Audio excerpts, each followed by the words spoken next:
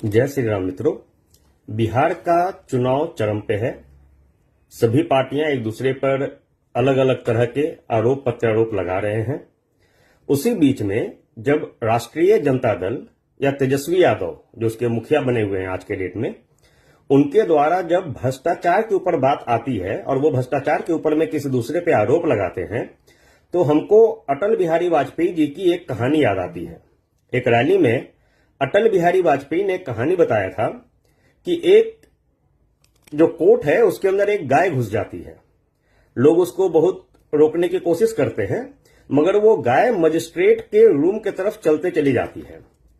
अंत में जो सुरक्षाकर्मी होते हैं और बाकी लोग होते हैं, उनको लगता है कि शायद इस गाय को कुछ न्याय चाहिए, इस कारण से ये जो है मजिस्ट्रेट के रूम की तरफ जा रही है। तो लोग उसको जाने देते हैं कि ठीक है भाई, जाओ। हर जानवर हो या इंसान हो, न्याय का अधिकार सभी के पास है। और वो चलते चलते मजिस्ट्रेट के रूम तक चली जाती है। मजिस्ट्रेट के रूम में आती है तो मजिस्ट्रेट को लगता है कि इसको न्याय की मांग है। तो पूछता है कि भाई आपका क्या है, क्यों आप आए हो यहां पे। तो गाय बोलती है कि मैं जगह जगह पर सुन रही हूं कि चारा, जो भी कोई चारा खा रहा है उसको जेल हो जा रहा है। कई लोग हैं ऐसे जो चारा खाए हैं और उनको जेल हो रहा है, और मैं तो भाई सुबह से लेकर शाम तक चारा ही खाती हूं, कहीं पुलिस वाले मुझे भी ना पकड़ ले और मुझे भी जेल ना कर दे। इसलिए मैं एंटीसिपेटरी बेल के लिए पहले ही आपके सामने प्रस्तुत हो गई हूं।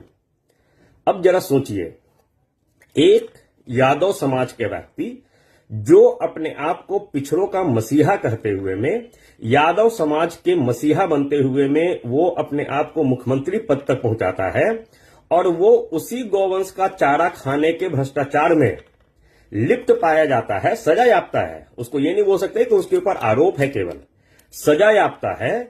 और उस पार्टी का नेता या उसी का पुत्र दूसरे के ऊपर अगर भ्रष्टाचार का आरोप लगाता है तो शायद ये मेरे ख्याल से बहुत हास्यास्पद है। राष्ट्रीय जनता दल जो बिहार में भ्रष्टाचार हो या कई अन्य तरह के अपराध के जो सरगना के रूप में जिनको देखा गया है, बिहार का जंगल राज का जिनके ऊपर में केवल आरोप नहीं है, जो पुराने बिहार के लोग हैं उन सभी को पता है कि लालू प्रसाद यादव ने किस तरह से बिहार में जंगल राज को कायम किया था, भ्रष्टाचार चरम पे चल रहा था। उसका पुत्र या उसका पार्टी अगर किसी दूसरे के ऊपर में इस तरह का किसी भी तरह का आरोप प्रत्यारोप लगाता है तो शायद वो हास्यास्पद है, और जनता समझती है और जनता समझ करके जरूर चुनाव में वोट करेगी।